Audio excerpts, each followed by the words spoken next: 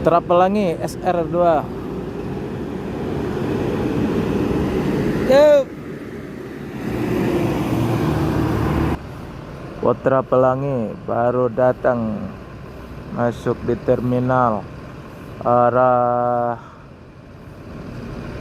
Medan dengan bodi SR2.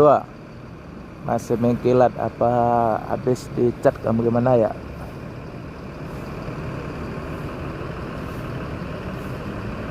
SR2 Prim pakai sasis Mercy,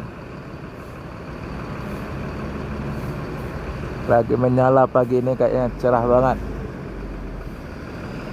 Putra Pelangi akan melanjutkan perjalanan menuju Medan dan sekitarnya. Semoga selamat sampai tujuan bosku. Yang penting keselamatan bukan kecepatan. Menyala Putra Pelangi pagi ini, cerah banget.